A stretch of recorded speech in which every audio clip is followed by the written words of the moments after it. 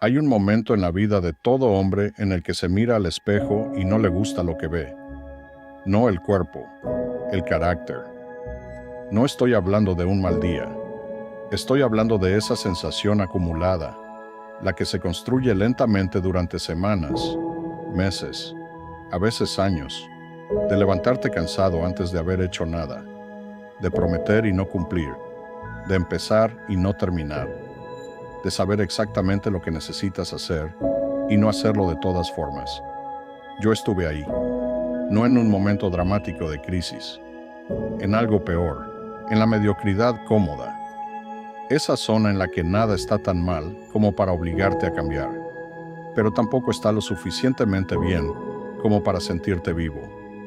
Y en esa zona, el tiempo pasa sin que lo notes. Los días se vuelven semanas, las semanas, meses. Y un día te preguntas, ¿cómo llegué aquí? La respuesta no está en los grandes fracasos ni en los grandes golpes del destino. Está en los hábitos pequeños y cotidianos que elegiste, o que dejaste que eligieran por ti. Porque lo que haces cada día, aunque parezca insignificante, es el material con el que se construye quién eres. Hoy voy a mostrarte los 5 hábitos que rompieron ese ciclo para mí. No en un año, en 7 días. No porque sean mágicos, sino porque en esos 7 días me demostré a mí mismo algo que no había podido demostrarme en mucho tiempo, que podía cumplir mi propia palabra. Y eso lo cambió todo. Esto es Rompe y Crece. Vamos.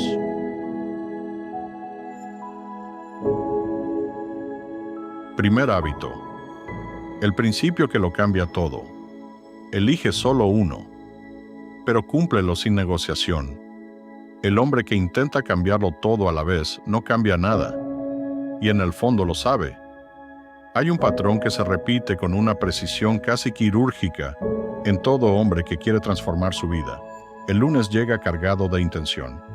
Va a levantarse temprano, hacer ejercicio, leer 30 minutos, meditar, dejar el azúcar, ahorrar dinero, llamar a su madre y aprender un idioma. El martes, alguno de esos compromisos falla. El miércoles, 2 más. Para el viernes, ya entró en esta semana no, pero el lunes que viene lo retomo en serio. ¿El problema? No fue la falta de motivación, fue la arquitectura del plan. Cuando intentas construir 10 hábitos al mismo tiempo, no estás siendo ambicioso, estás garantizando el fracaso. Porque la fuerza de voluntad no es ilimitada, es un recurso que se agota, y cuando lo distribuyes entre 10 frentes simultáneos, ninguno recibe suficiente para sostenerse. Los estoicos lo entendían con una claridad que el mundo moderno ha olvidado. La excelencia no viene de hacer muchas cosas, viene de hacer una cosa bien, completamente, sin excusas, hasta que se convierta en parte de quien eres. Epicteto no le pedía a sus alumnos que revolucionaran su vida de golpe. Les pedía que identificaran el punto de mayor debilidad y lo atacaran ahí. Un frente, toda la energía, sin dispersión. Cuando yo elegí mi primer hábito, no elegí el más impresionante ni el que mejor se veía en papel. Elegí el más pequeño que pudiera cumplir incluso en mi peor día. Porque lo que necesitaba primero no era un resultado extraordinario. Necesitaba algo más urgente, volver a confiar en mi propia palabra. Y eso no se construye con grandes promesas. Se construye con pequeños compromisos que se cumplen sin falta, día tras día, hasta que tu cerebro aprende que cuando tú dices algo, lo haces. Esa es la base de toda identidad fuerte. No lo que dices que eres, lo que demuestras que eres cuando nadie te está mirando y la excusa está disponible y el cansancio es real. Tu acción concreta. Esta semana elige un solo hábito. El criterio no es que sea impresionante. El criterio es que puedas cumplirlo incluso en tu peor día. Empieza ahí. La consistencia en lo pequeño construye la plataforma para todo lo grande que vendrá después. Cleantes. El filósofo que cargó agua para comprar sabiduría llegó a Atenas sin dinero, sin nombre y sin contactos. Se fue siendo uno de los hombres más respetados de su época. Lo único que hizo diferente fue no detenerse. Cleantes de Asos llegó a Atenas alrededor del año 300 a.C. con 4 dracmas en el bolsillo. Venía de ser boxeador. No tenía educación formal. No tenía conexiones. No tenía la reputación que en aquella época era el pasaporte para ser tomado en serio en los círculos intelectuales de la ciudad más influyente del mundo griego. Lo que sí tenía era una decisión.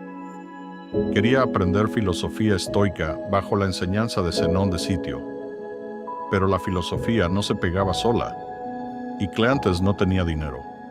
Entonces hizo lo único que podía hacer: trabajar. Cada noche, mientras Atenas dormía, Cleantes cargaba agua para los jardines de la ciudad. Era trabajo físico, duro, invisible. El tipo de trabajo que nadie ve y nadie aplaude. Y cada mañana, mientras la ciudad despertaba, Cleantes tomaba sus notas de clase y estudiaba. Sin quejarse, sin anunciar su sacrificio, sin esperar que alguien notara lo que estaba construyendo. Sus compañeros de estudio lo llamaban el burro, no con admiración, con burla. Se mofaban de su lentitud para captar las ideas, de su pobreza visible, de la contradicción entre ese hombre tosco y callado y las ideas sofisticadas que pretendía estudiar. Cleantes escuchaba y seguía. Cada noche agua, cada mañana filosofía, sin variación, sin negociación. Hay un momento documentado que revela todo sobre su carácter. Cuando sus críticos lo presionaban demasiado con sus burlas, Cleantes respondía con una tranquilidad que desarmaba. Si pudiera cargar más agua, podría comprar más filosofía. No había amargura, no había resentimiento, solo la claridad de alguien que sabe exactamente qué está construyendo y no necesita que nadie más lo entienda todavía. Años después, cuando Zenón murió, Cleantes se convirtió en el segundo líder de la escuela estoica. No porque alguien lo eligiera por sus conexiones o su talento precoz, sino porque había demostrado durante décadas que era el hombre más constante, más comprometido y más coherente del grupo. Reyes y generales que jamás lo habrían mirado cuando cargaba agua viajaban ahora para escucharlo. Cleantes no eligió 10 hábitos, eligió uno: estudiar cada día sin importar las condiciones. Y lo protegió con su vida durante años. Eso, y solo eso, lo transformó. No el talento, no las condiciones perfectas. La repetición honesta de un compromiso pequeño, día tras día, sin negociación.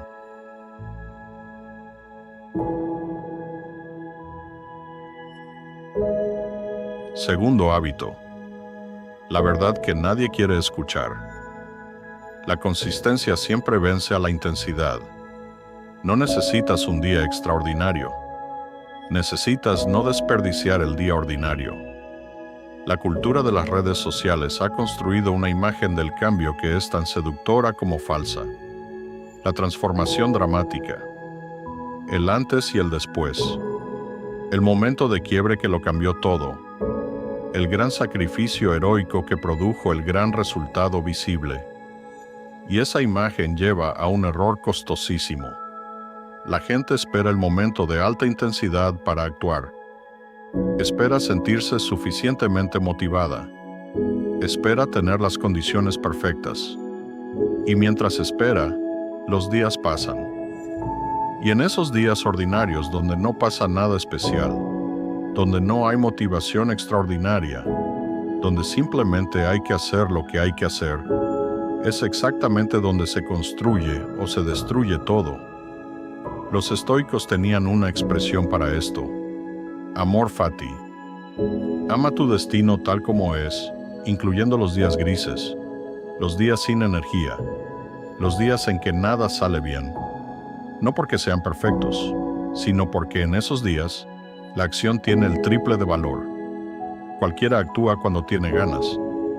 El que actúa cuando no tiene ganas está construyendo algo que muy pocos tienen: la capacidad de desconectar la acción del estado de ánimo. Piénsalo así. Si haces ejercicio 20 minutos cada día durante un año, eso es más de 120 horas de entrenamiento acumulado.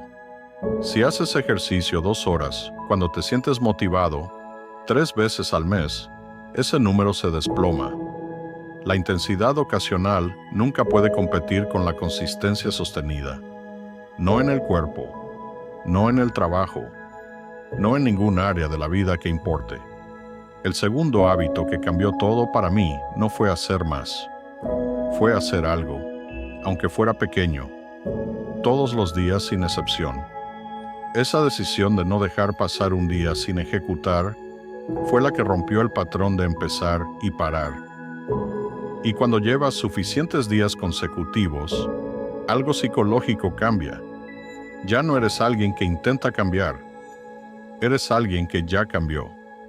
Y proteger esa identidad se vuelve más poderoso que cualquier motivación externa.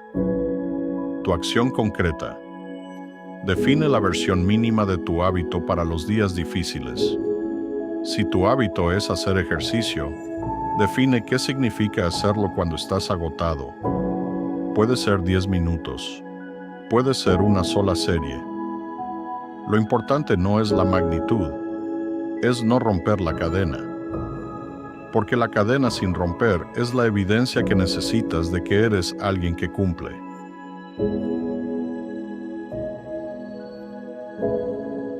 Tercer hábito. La batalla más importante del día moderno. Tu atención es tu vida. Quien la controla, te controla a ti. No pierdes el tiempo. Te lo roban. Y tú se los das con una sonrisa cada vez que abres el teléfono. Hay algo que el mundo moderno ha hecho con una eficiencia aterradora. Ha convertido tu atención en un producto. Cada notificación, cada scroll, cada video de 30 segundos, cada like, está diseñado por equipos de ingenieros y psicólogos cuyo trabajo es que no puedas parar. No es accidente. Es arquitectura deliberada construida para capturar lo más valioso que tienes y vendérsela a un anunciante. Y el costo no es solo el tiempo, es la capacidad cognitiva. Estudios de neurociencia muestran que cuando interrumpes una tarea con una notificación, aunque la atiendas por 3 segundos, tu cerebro necesita entre 15 y 23 minutos para volver al nivel de concentración que tenía antes de la interrupción. Si recibes 10 notificaciones en una mañana, matemáticamente es casi imposible que hayas tenido un periodo real de enfoque profundo. Y sin enfoque profundo, solo produces trabajo superficial. Los estoicos llamaban a esto prosoche, atención a uno mismo. La capacidad de saber en cada momento qué está entrando a tu mente, por qué está entrando y si tiene permiso de estar ahí. No era un concepto pasivo, era una práctica activa de vigilancia mental, de decidir, conscientemente, a qué le abres la puerta y a qué no. En el siglo I no había teléfonos, pero había rumores, chismes, política de palacio, entretenimiento fácil y conversaciones que consumían el tiempo sin construir nada. Marco Aurelio escribía en sus meditaciones recordatorios explícitos a sí mismo de no desperdiciar la mente en lo que no tiene valor. Si el hombre que gobernaba el Imperio Romano necesitaba recordárselo, ¿qué te dice eso sobre el nivel de disciplina que requiere proteger el foco en el mundo de hoy? El tercer hábito que cambié fue simple y completamente incómodo. Apagué todas las notificaciones no esenciales durante las primeras 2 horas del día. Sin redes sociales, sin noticias, sin mensajes. Solo el trabajo que más importaba. Al principio el silencio se sentía raro, casi ansioso. Después de 3 días, se sentía como aire fresco. Y lo que producía en esas 2 horas superaba lo que producía en el resto del día combinado, Tu acción concreta. Mañana por la mañana, antes de abrir cualquier red social o revisar mensajes, trabaja durante 90 minutos en lo que más importa. Solo eso, sin excepciones. Descubrirás que tienes una capacidad de concentración y producción que el ruido constante te había ocultado.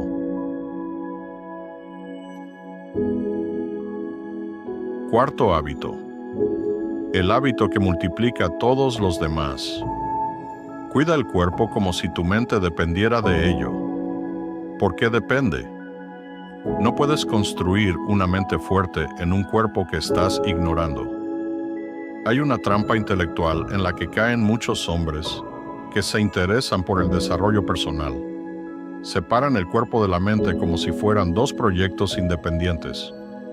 Trabajan la mentalidad, leen sobre estoicismo, mejoran su productividad y mientras tanto, duermen mal, se alimentan sin criterio, no hacen ejercicio regular y se preguntan por qué su energía, su enfoque y su estado emocional son inestables. La neurociencia moderna confirma lo que los estoicos intuían con siglos de anticipación. El cuerpo y la mente no son entidades separadas.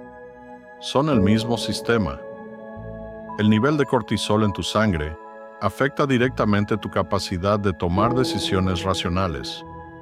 La calidad de tu sueño determina tu umbral de tolerancia emocional.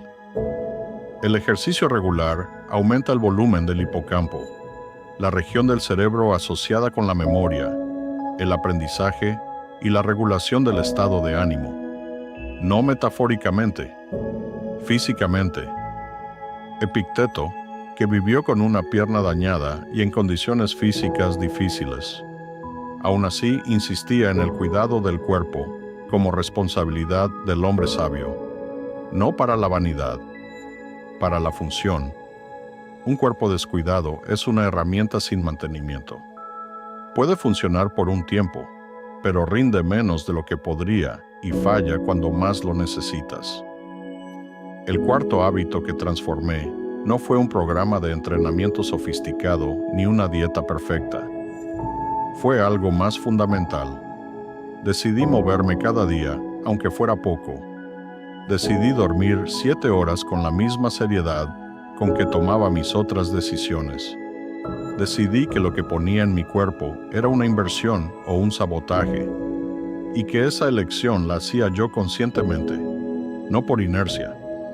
El resultado no fue solo físico, fue todo: la energía con que enfrentaba el día, la claridad con que tomaba decisiones, la tolerancia con que respondía a las situaciones difíciles. Todo mejoró, no porque hubiera resuelto los problemas externos, sino porque le había dado al sistema la base que necesitaba para operar bien. Tu acción concreta. Esta semana identifica el área más descuidada. ¿El sueño? ¿El movimiento o la alimentación? Elige una, no las 3. Una. Y ponle la misma seriedad que le pondrías a un compromiso de trabajo importante, porque lo es.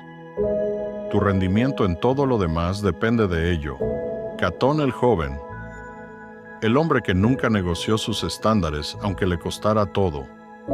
En la Roma más corrupta de la historia, un hombre eligió vivir diferente, no para ser admirado, para ser coherente. Marco Porcio. Catón el joven vivió en el periodo más turbulento y más corrompido de la República Romana. Era el siglo I a.C. El Senado era un mercado de influencias. Los generales compraban lealtades con oro. Los políticos traicionaban sus principios antes de que el precio fuera suficientemente alto. La corrupción no era la excepción. Era el sistema. Catón eligió algo diferente. Y lo que más llama la atención es que su elección no fue un acto de rebeldía espectacular, ni un discurso dramático ante el Senado. Fue algo mucho más difícil, una práctica cotidiana, silenciosa y constante de vivir según sus propios estándares, aunque nadie lo estuviera mirando. Caminaba descalzo bajo la lluvia, no como performance de virtud, como entrenamiento deliberado de su cuerpo y su tolerancia al malestar. Vestía la ropa más sencilla que un senador romano podía usar sin ser irrespetuoso. Comía con moderación cuando el banquete a su alrededor era de exceso.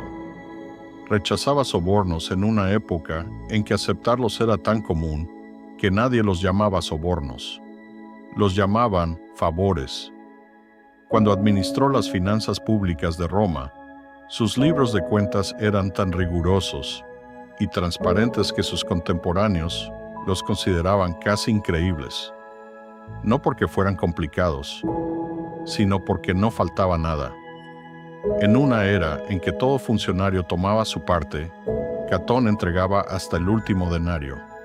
Sus enemigos, y los tenía poderosos, incluido Julio César, intentaron corromperlo de todas las maneras posibles. Cuando el dinero no funcionó, intentaron con el poder. Cuando el poder no funcionó, con la humillación pública.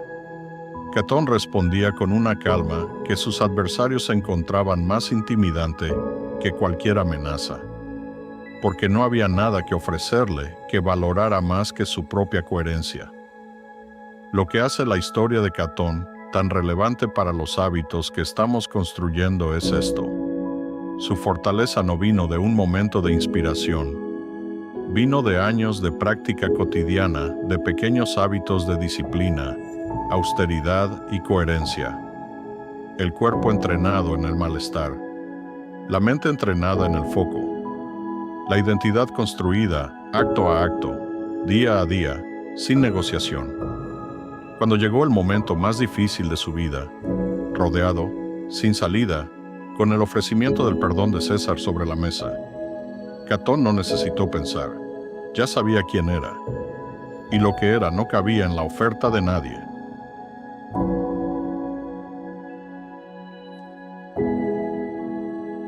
Quinto hábito. El hábito que convierte el progreso en identidad.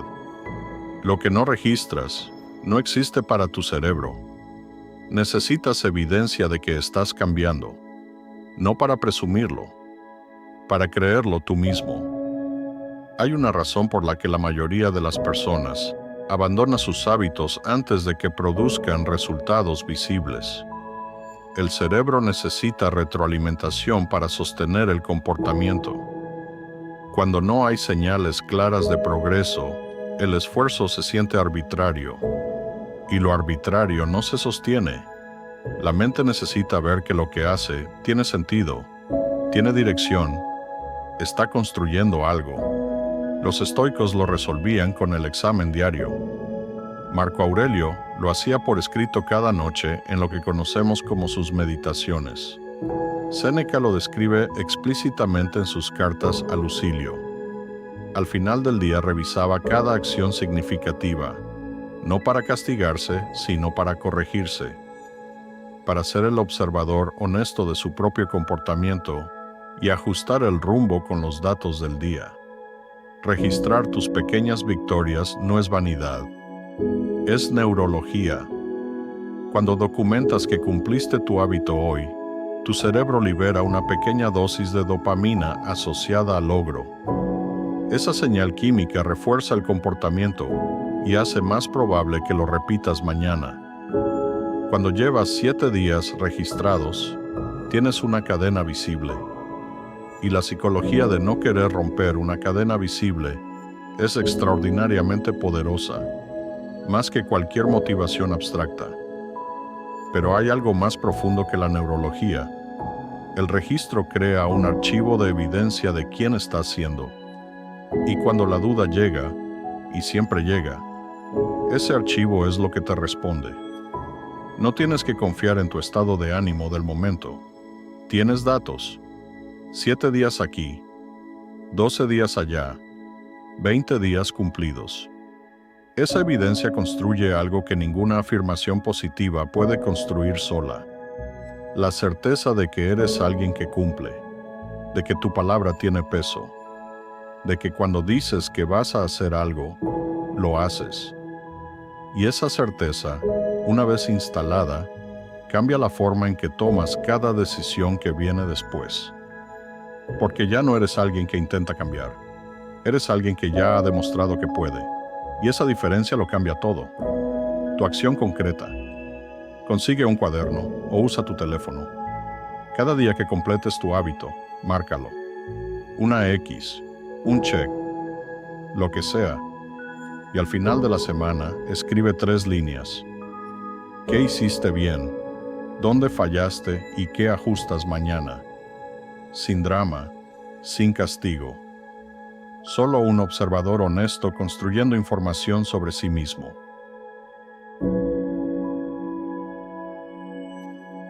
Cleantes cargó agua por la noche durante años para comprar unos minutos de filosofía al día. Catón rechazó el poder más grande de Roma para no negociar quién era. ¿Cuánto estás dispuesto a pagar tú por convertirte en quien quieres ser? Estos 5 hábitos no te van a transformar en 7 días. Lo que sí van a hacer en 7 días es algo más importante. Van a demostrarte que puedes. Que cuando te comprometes con algo pequeño y lo sostienes sin negociación, el resultado no es solo el hábito. Eres tú, probándote a ti mismo que tu palabra tiene peso. Y ese es el verdadero comienzo. No la motivación, no la inspiración, no el video que te emocionó, el primer día que cumples cuando no tienes ganas, el segundo, el tercero. Cada uno de esos días está construyendo algo que nadie puede ver todavía, pero que tú ya estás sintiendo. Una versión de ti mismo que no necesita condiciones perfectas para funcionar. Elige uno de estos 5 hábitos hoy. Solo uno. El que más resuene.